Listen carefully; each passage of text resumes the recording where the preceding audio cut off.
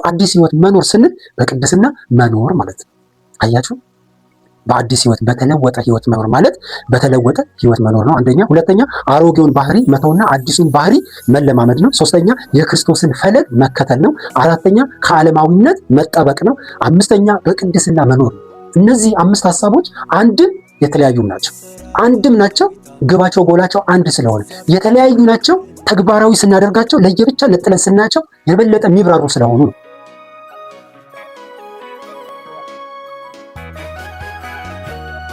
ልጅ ሆይ አንተ በክርስቶስ ኢየሱስ ባለው ጸጋ ምን በል በርታ።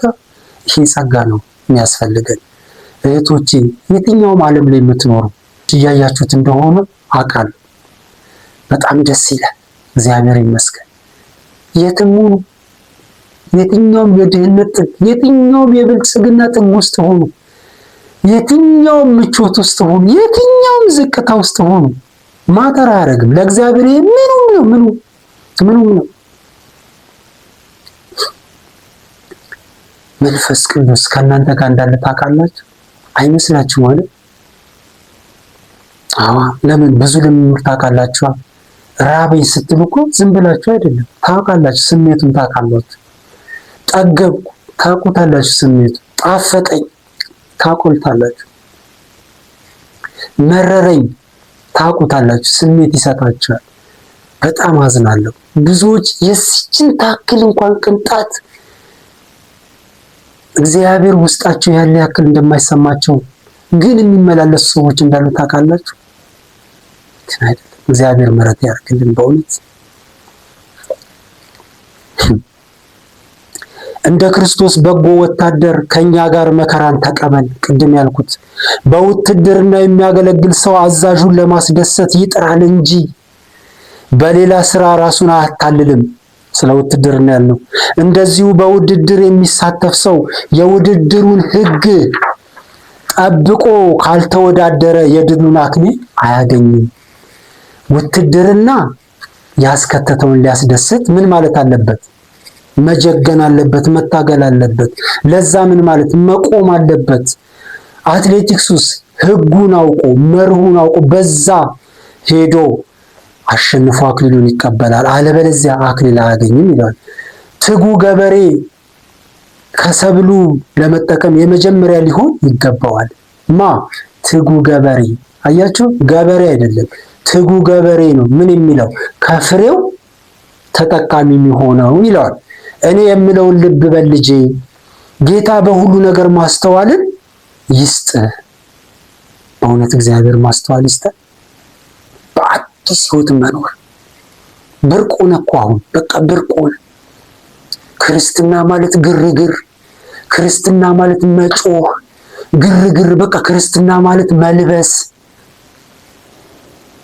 ክርስትና ማለት መብላት፣ ክርስትና ማለት መንዳት፣ ክርስትና ማለት የሆነ ቆንጆ ቤት መኖር። አረ ጌታን የማያውቁ እኮ እዛ ሰፈር ያሉ እኛ ከዚህ በኋላ ስንት ዘመን ብንሰራ ማናገኘው ሀብት እንዳላቸው ታውቃላችሁ። በእውነት ምሕረት ያርግላቸው አንዳንድ የሚያገለግሉን ሰዎች። እኔ መቼም ፈቅደንም ወደንም ሳንወድ ፊታችን ቆሙ ያገለግላሉ። እንግዲህ ዓለምን ዘሩብን፣ ዓለምን ከተቱብን፣ ዓለምን አጎሉብን፣ ኢየሱስን አሸሹብን፣ ሩቅ አረጉብን ኢየሱስን። እኔ የምልህን ልብ በል ይለዋል ለጢሞቴዎስ። ጌታም በነገር ሁሉ ማስተዋልን ይስጥህ ይለዋል። ከሙታን የተነሳውን ከዳዊትም ዘር የሆነውን ኢየሱስ ክርስቶስን ምን በል አስብ። ዋው! በአዲስ ሕይወት መኖር ምን ማለት እንደሆነ ታውቃላችሁ? ኢየሱስን ማሰብ፣ ኢየሱስን መናፈቅ። ይመጣል እኮ ይወስደኛል እኮ እሄዳለሁ። አንድ ቀን እኮ እኔ ሀገር አለኝ፣ ወደ ሀገር እሄዳለሁ። ለዚህ እኮ ነው እስራኤል በምርኮ በነበሩበት ጊዜ እንደዚህ የሚል ቃል አለ። ጽዮንን ባሰብናት ጊዜ እጅግ አለቀስን። በዛ ያሉ ግን ሊያሾፉባቸው ሊቀልዱባቸው አስበው። እስቲ ሀገራችሁን መዝሙር፣ እስቲ ሀገራችሁን ዜማ፣ ዘምሩልን እስቲ ያሳዩ ሊዘብቱባቸው። እነሱ ግን እንደዚህ ያሉ ናፈቃቸው፣ ጽዮን ናፍቃቸው። ያ ቤተ መቅደሱ የነበረበት ያ አደባባዩ መቅደሱ ካህኑ ሲወጣ ሲገባ አይነ ህሊናቸው ላይ እየታያቸው ባለ እንትኑ ባለ ቂጣው ይሄኛው ያኛው ብዙ ነገሩ ውልብ እያለባቸው ተቸገሩ። ናፈቃቸው፣ አለቀሱ። እኔ በጣም እኮ ነው የሚገርመኝ የኢየሱስ ሞትና ትንሣኤ የዘላለም ሕይወት ተስፋ አዲስ ሪቷን ያቺ በቃ ውብ የሆነችውን ኢየሩሳሌምን መቼ ነው እኮ ይሄ የሚሆነው ብለውታል እኮ። እሱ እኮ እያገለገለ ተናፍቃለች። እሱ ይህን ሁሉ ዋጋ ከፍሎ ብዙ ነገር ነግሮን እጃችን ላይ ገብቶ ደርሶን ዛሬም ስለ ልብስ ስለ ገንዘብ ይነግሩናል። እኛ መድረክ ላይ ዓለምን ይሰብኩናል። እኛ ፈቅደንላቸው። በእውነት መሪዎች እግዚአብሔር ይቅር ይበላቸው፣ አገልጋዮች ይቅር ይበላቸው። በእውነት አንተ ግን ልጄ ሆይ ይሏል። ኢየሱስን አስብ። ወገኖች የመድረኮቻችን ኢየሱስን እንድናስብ አያደርጉም። ስለ ገንዘብ ነው፣ ስለ ማግባት ነው፣ ስለ መንዳት ነው፣ ስለ መብላት ነው፣ ስለሆነ ነገር ነው። ኖ አይደለም። የሰው ሁለንተናዊ አይደለም። ደስታው ፍጻሜው እዛ ውስጥ አይደለም ያለው። የኛ ደስታ ፍጻሜያችን የኛ ውብ ክብር ያለው ኢየሱስ ውስጥ ነው። አንተ ግን ልጄ ሆይ ይሏል። ኢየሱስ ክርስቶስን አስበው፣ ተኝተህ አስበው። ለእስራኤል ልጆች እኮ በቃ በግልጽ የተነገራቸው በብሉይ ይሄ እኮ ነው፣ ይሄ ሀቅ ነው። እግዚአብሔር አምላክህን ምን በል አስብ፣ ይሄ እኮ ነው የተነገራቸው። በጉመን ላይ ጻፈው። በቃ ስተኛ ምን አሰላስሎ አስቦ የተባሉ ዛሬ እኮ በዚህ ሜዲቴሽን ሌሎች ቤተ እምነቶች እየበለጡ ነው። በእጃቸው የሆነ ነገር ይዘው ያስቡታል። የሆነ የሚተከተክ ነገር ይዘው እሱን እያደረጉ ያስቡታል፣ አምላካቸው ፈጣሪያቸው።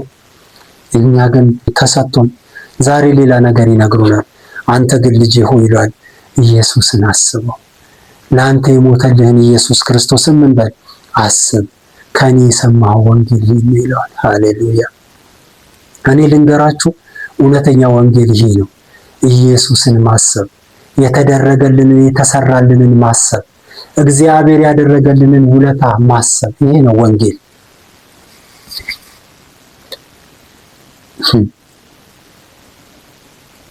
ለዚህ እንደ ወንጀለኛ እስከ መታሰር ድረስ መከራን እየተቀበልኩ ነው ይላል። ይህን ስለማስብ ነው የሚለው። የእግዚአብሔር ቃል ግን ምን አይልም? አይታሰርም። ስለዚህ በክርስቶስ ኢየሱስ ያለውን መዳን ከዘላለም ክብር ጋር እነርሱም ያገኙ ዘንድ ለተመረጡት ስል ሁሉንም በመታገስ እጸናለሁ። አያችሁ፣ መታገስ ደጋግመን ቅድም ያለው አዲስ ሕይወት መኖር ማለት ምን ማለት? ጌታ ኢየሱስ ክርስቶስን እያሰቡ በመከራ ምን ማለት? መታገስ። ምን ውስጥ ነው ያለሽው? ምን ውስጥ ነው ያለኸው? በቃ ታገስ። ዋናውን ነገር ይዘከዋል። ዋናውን ነገር ይዘሽዋል። የጌታ ነህ፣ የጌታ ነሽ። እኔ የጌታ ነኝ። በቃ ሁሉ ከዚህ በታች ነው። የማይለወጥ ነገር የለም። በነገራችን ላይ የማይስተካከል ምንም ነገር የለም። የማይቀየር ምንም ነገር የለም። ዋናውን ይዘናል። ዋናው ጌታ ነው። ሃሌሉያ። ዛሬ ግን ዋናውን ወደኋላ ሸሽገውብን ዋና ላልሆነ ነገር ዋና አድርገውብን መናኛውን ነገር እየመገቡን ግራ እንጋባለን። ወገኖቼ ዋናውን ዋና እናድርግ። ለዚህ ነው እኔ ወንጌል፣ ለዚህ እውነት ነው፣ ለዚህ ወንጌል ነው እኔ ዋጋ የምከፍለው ይላል ሐዋርያው ጳውሎስ። ለዚህ ነው የምጸናው። መክፈልም ካለብኝ ዋጋ የምከፍለው ለዚህ ነው። ከዛ እንደዚህ ይለዋል፣ የእግዚአብሔር ቃል አይታሰርም አይደል? ስለዚህ ሁሉንም በመታገስ እጸናለሁ። እንዲህ የሚል ቃል የታመነ ነው ይላል። ከእርሱ ጋር ከሞትን ደጋግመን ያለው ከእርሱ ጋር ደግሞ በሕይወት እንኖራለን። ብንጸና ከእርሱ ጋር ደግሞ እንነግሳለን። ብንክደው እርሱ ደግሞ ይክደናል። ታማኞች ሆነን ባንገኝ እርሱ ታማኝ እንደሆነ ይኖራል፣ ራሱን መካድ አይችልምና ይላል። ሁለተኛ ጢሞቴዎስ ምዕራፍ 2 ቁጥር 13 ላይ አያችሁ። እሱ ምንድነው? የታመነ ነው። ልጄ ጢሞቴዎስ ታመንበት፣ እሱ አይጥልህም። እህቴ እግዚአብሔር ላይ ታመኝ። ምንም ውስጡ ሰራተኞች ናችሁ፣ እየሰራችሁ ጌታን ታመኑ። ለአለቆቻችሁ ታመኑ። ለጌታ ስትሉ ለነሱ ተገዙ። በጽድቅ በቅድስና አገልጋዮች፣ ለማንም አይደለም ለእግዚአብሔር ታመኑ። እውነትን ብቻ አካፍሉ፣ እውነትን ብቻ ስጡ፣ እውነትን ብቻ አድርጉት። ታመኑ፣ በሱ ላይ ታመኑ። ለሰጣችሁ ነገርም ታማኞች ሁኑ። ለምን? እሱ ታማኝ ነው። ፍጻሜያችሁ መጥፎ አይሆንም። ነገር ግን ብንክደውስ? መካድ ባለፈው አይተናል። ማንም እግዚአብሔር እንዲናኝ ብሎ ላይክድ ይችላል ብለናል። ሰነፍ ግን በልቡ ይክዳል። ብዙ ሰው እግዚአብሔርን የሚክደው በአንደበቱ በመላሱ አይደለም። ስለዚህ አንካደው። ብንክደውስ? እሱ ምንም ችግር የለበትም። እሱ ታማኝነቱ ማንነቱ ነው፣ ዘላለማዊነቱ ነው። እንደ ታመነ ይኖራል። እኛ ግን ይቀርብናል ይላል ሐዋርያው ጳውሎስ። በአሕዛብ መካከል ስለ እርሱ እንድሰብክ ልጁን በእኔ ሊገልጥ በወደደ ጊዜ ከማንም ሥጋ ለባሽ ጋር አልተማከርኩም ይላል ገላትያ ምዕራፍ 1:16። አያችሁ፣ የተጠራነው ለምን እንደሆነ ታውቃላችሁ? በአዲስ ሕይወት መኖር ማለት ምን ማለት እንደሆነ ታውቃላችሁ? እኔ በእናንተ ራሴ ልግለጥ አለን እግዚአብሔር። ልጁን ኢየሱስ ክርስቶስን ላከና በእኛ ሁኔታ እሱን ሊገልጠው ፈለገ፣ ወደደ። እድል እኮ ይህን እድል ነው ጳውሎስ ምን ይላል? ተጠቀምኩበት ይህን እድል ይለናል። ሃሌሉያ! አልተማከርኩም፣ ከስጋና ከደም ጋር አልተማከርኩም። ይሄ እውነት ውድ እንደሆነ ገባኝ አለ። ስለዚህ ከማንም ጋር አልተማከርኩም፣ ከማንም ጋር። ሃሌሉያ! እሱ ራሱን በእኔ ሁኔታ ሊገልጥ በወደደ ጊዜ አያችሁ፣ በአዲስ ሕይወት መኖር ማለት ክርስቶስ እሱ ራሱን በእኛ ሊገልጥ ወደደ ማለት ነው። ያንን እኛ ኦኬ እሺ ግለጥ ማለት ነው አዲስ ሕይወት መኖር ማለት። ከዚህ በላይ ምን ድል አለ? ከዚህ በላይ ምን ስኬት አለ? ሰው በኢየሱስ ክርስቶስ በማመን እንጂ ሕግን በመጠበቅ እንደማይጸድቅ እናውቃለን።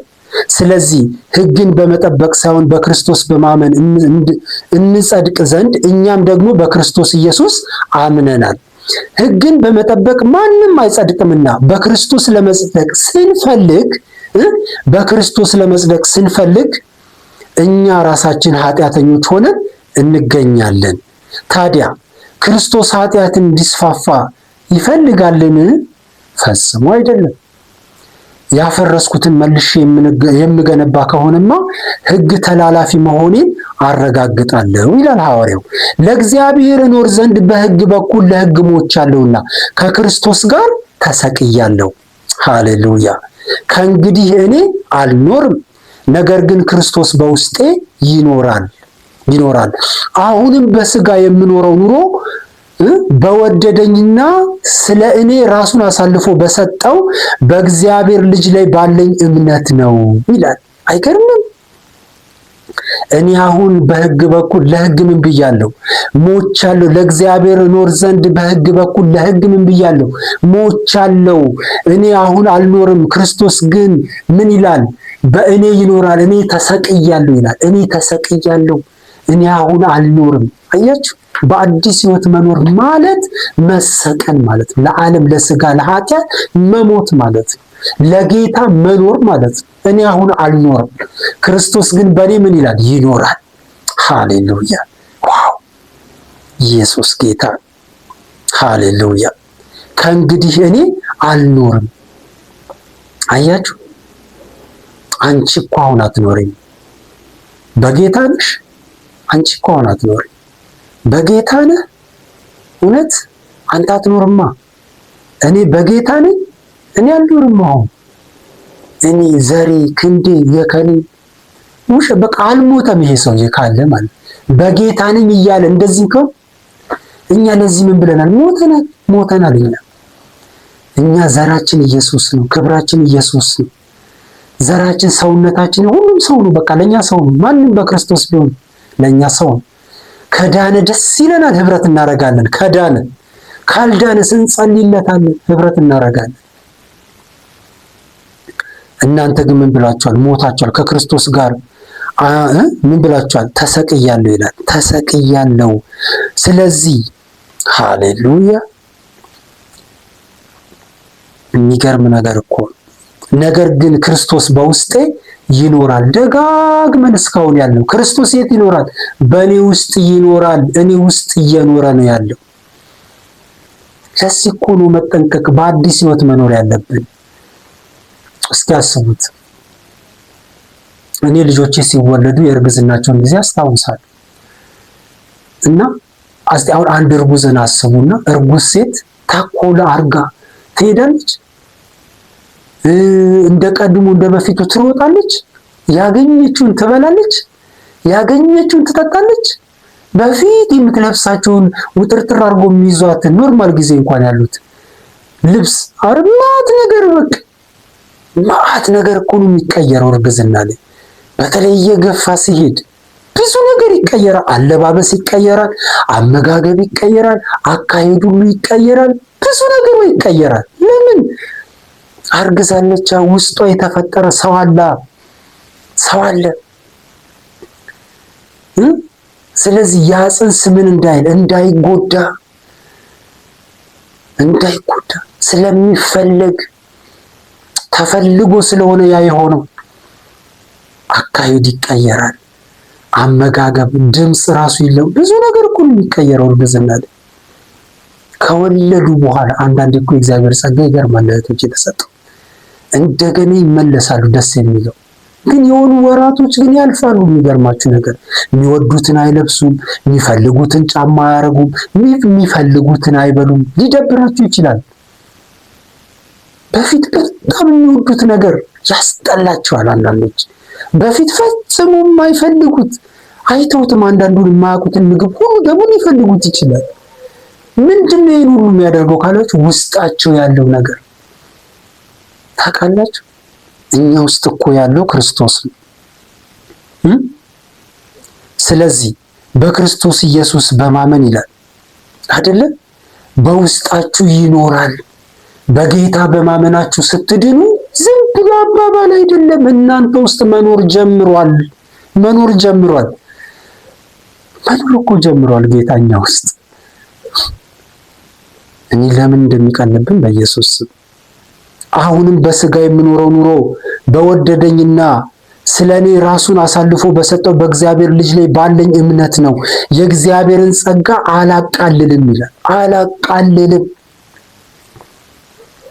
ይሄ የገባኝን እውነት እኔ አላቃልልም። አንዳንዶች ሊያቀሉብን ይፈልጋሉ። ምን አንተ ጌታን ስትልም እንደዚህ ሆኖ ከምንም ጋር አታያይዘው። ከምንም ጋር ጌታ ውድ ነው፣ ድንቅ ነው ጌታ። ሃሌሉያ። ስለዚህ በሕግ በኩል የሚገኝ ከሆነማ እንኪያስ ክርስቶስ በከንቱ ሞቷል ማለት ነው ይላል ገላትያ ምዕራፍ 2 ከቁጥር 16 እስከ 21 ነው ያነበብኩላችሁ። ይሄ ሐሳብ ዝም ብለን ብናወራው የሚያልቅ አይደለም።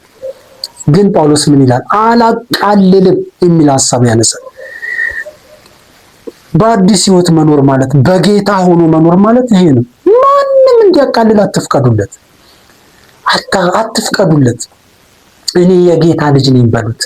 እኔ እኮ ጌታን አርግዣለሁ በሉት። ወንድም ሴትም ሆኑ እኔ ውስጥ ጌታ አለ በሉት። ልክ አንዲት እርጉዝ ውስጧ ላለው ጸጋ እንደምትጠነቀቅ እኔ የምጠነቀቅለት ውድ ክቡር የሆነ አምላኬ ጌታዬ የሆነ እሱ እኔ ውስጥ አለ በሉት። ለራሳችሁ ይህን ንገሩት። ለሚያንኳፉባችሁ እምነታችሁን ቅድስና ጽድቃችሁን ለሚያክፋፉ በጌታ ላይ ያላችሁን ትምክት ለሚያክፋፉ ሁሉ ይህን ንገሯቸው። እኔ ውስጥ እግዚአብሔር አለ በሏቸው። ኢየሱስ ጌታ ነው። እኛ በመንፈስ ከእምነት የጽድቅ ተስፋ እንጠባበቃለንና በክርስቶስ ኢየሱስ ሆኖ በፍቅር የሚሰራ እምነት እንጂ መገረዝ ቢሆን ወይም አለመገረዝ አይጠቅምምና በመልካም ትሮጡ ነበር። በእውነት እንዳትታዘዙ ማን ከለከላችሁ? ይህ ማባበል ከሚጠራችሁ አልወጣም ይላል ገላትያ ምዕራፍ 5 ቁጥር 4 ላይ። አያችሁ ከአዲስ ሕይወት በዚህ ሕይወት ውስጥ እየኖራችሁ ምን ትጃጃላለ? ሞኝነት ሊያረጉባችሁ የሚሞክሩ ካሉ በፍጹም እድል እንዳትሰጧቸው። በፍጹም በፍጹም በክርስቶስ ኢየሱስ ሆኖ የሚኖር የሚሰራ ፍቅር እንጂ በእኛ ውስጥ መገረዝ ቢሆን ሌላ ነገር ይዞኝ አይደለም። እኔ እንደው እንትን ምን አይደለም። በትክክለኛ ጌታን አምነን እንኖር። ስንኖር ስንለይ ከሆነ ነገር ጋር ሊያያይዙብን ይፎክራሉ። አትፍቀዱላቸው። እኔ ውስጥ ያለው ውድ ስለሆነ ነው በሏቸው። ስለዚህ በእውነት እንዳትታዘዙ ማን ከለከላችሁ? ማን ነው አዚም ያደረገባችሁ? ታውቃላችሁ፣ አንዳንድ ጊዜ ኖረን በቃ ስልችት የሚል ይመስላችኋል ክርስትና። በፍጹም አይደለም። ምንድን ነው የሚያሰለችን? ለምን የምንሰለቸው? ኢየሱስ ጌታ። እኛ እኮ የክብር ተስፋን የተሰጠን። አትሳቱ፣ እግዚአብሔር አይዘበትበትም። ሰው የሚዘራውን ሁሉ ያንኑ ደግሞ ያጭዳልና፣ በገዛ ስጋው የሚዘራ ከስጋ መበስበስን ያጭዳልና፣ በመንፈስ ግን የሚዘራው ከመንፈስ የዘላለምን ሕይወት ያጭዳል ይላል ገላትያ ምዕራፍ 6 ቁጥር 7 እና 9። በአዲስ ሕይወት መኖር ማለት በመንፈስ መኖር ማለት ነው። ከዚህ በኋላ በአዲስ ሕይወት እንድንኖር ከተሰጠን በኋላ ይሄ እድል ለኛ ከተሰጠ በኋላ በስጋ ብንመላለስ ምን እንሆናለን? ዋጋ እንከፍላለን። እኛ በመንፈስ ከእምነት የጽድቅን ተስፋ እንጠባበቃለን። በክርስቶስ ኢየሱስ ሆኖ በፍቅር የሚሰራ እምነት እንጂ መገረዝ ቢሆን ወይም አለመገረዝ አይጠቅምም። በመልካም ትሮጡ ነበር፣ ለእውነት እንዳትታዘዙ ግን ማን ከለከላችሁ? ይህ ማባበል ከሚቀራችሁ አልወጣም ይላል ገላትያ ምዕራፍ 5 ቁጥር 4። አያችሁ፣ ይህ ከሚቀራችሁ ምን አላለም? አልወጣም። በአዲስ ሕይወት እየኖርን አንዳንድ ጊዜ ኢየሱስን ሊያደበዝዝብን የሚሞክር ነገር ካለ ይህንን ማን ነው የሚያባብላችሁ ይላል። ስለዚህ የመጎተት ከዚህ ሕይወት እንድንጎድል ጥሪ የሚያደርጉ ነገሮች ሊኖሩ ይችላሉ ነው መጽናት መቻል አለብን። አትሳቱ። እግዚአብሔር ምን አይልበትም ይላል? አይዘበትበትም። ሰው የሚዘራውን ሁሉ ያንኑ ደግሞ ያጭዳልና ይላል። ያጭዳልና